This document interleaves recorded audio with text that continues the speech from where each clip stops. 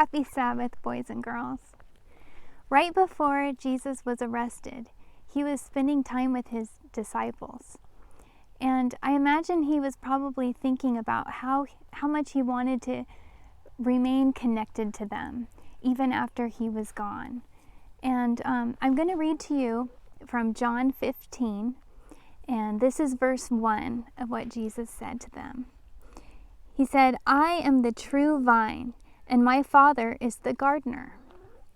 And in verse 5, he says, "Yes, I am the vine.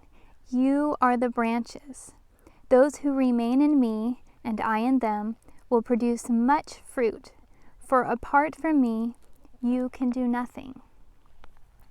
So Jesus, he is saying that he is the vine.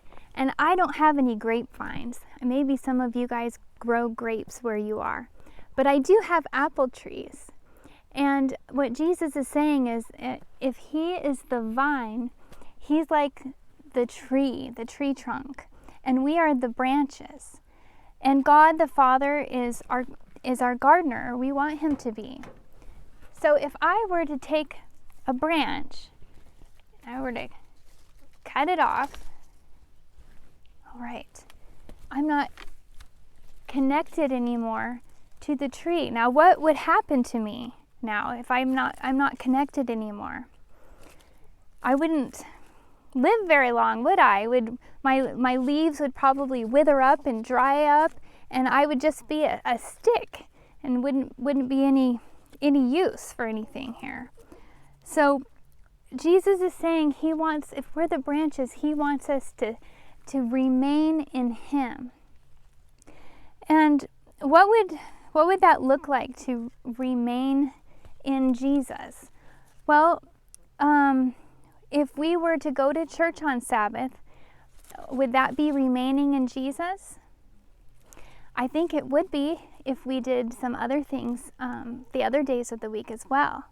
But just to come to church one day a week and not stay connected with him the other 6 days, I think we would still be a stick. So if I tried to connect myself to the tree one day and 6 days I didn't, then that would be a problem, right? So how can we stay connected or remain in Jesus all throughout the day? This is a continuous thing, to be connected to him all the time. Well, I think that it might look something like this. When you wake up in the morning, the first thing you can say is, "Good morning, God. I am yours today." And when you're getting dressed, maybe you're thinking about how God's righteousness is going to clothe us because our sins are forgiven. And when you go to eat your breakfast, you're thinking about how good the food is, and the variety, the textures and the tastes, and how wonderful it is. And your thoughts are just continually thinking about Jesus and how much he loves us and how much you need him. And just talking to him and praying to him, asking him for help, saying, "Lord, I need your help today.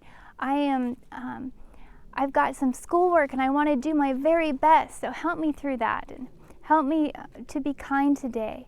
And just having a continual talk with him, and also reading his words to us in the Bible and trying to learn them and memorize them, because his word is the bread of life.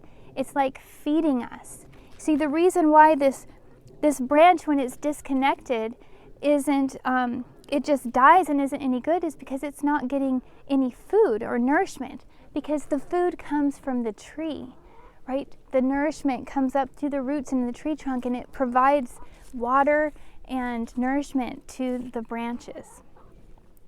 Now, if God is the Father, is our gardener, what happens if we don't make the Father our gardener? If God isn't our gardener? Well, my apple trees can probably tell you what would happen. If we make the world our gardener and follow what the world wants, then we won't be pruned correctly. And my poor trees, see, Mr. Tutsch and I, we don't know how to prune apple trees very well. And so what happens is, if God was taking care of us, he would be removing the parts of us that are not healthy for us. And we haven't done that very well. And so our tree isn't very healthy. And our apples, they have worms, and they're not very tasty, and they even have, I think, a fungus. So they're not very good. But I'm going to show you some other things here. Over here, we've got some caterpillars growing. You know, maybe you've got some sin in your life that you haven't let God take care of, and so your sin is actually eating away at your leaves and your health, and you're not going to be very happy or produce very good fruit. And I'd also like you to see the trunk of this tree here. Right over here, we've got some holes in this tree. Now these holes are from a woodpecker, and the woodpecker has gone to town on a lot of our trees here.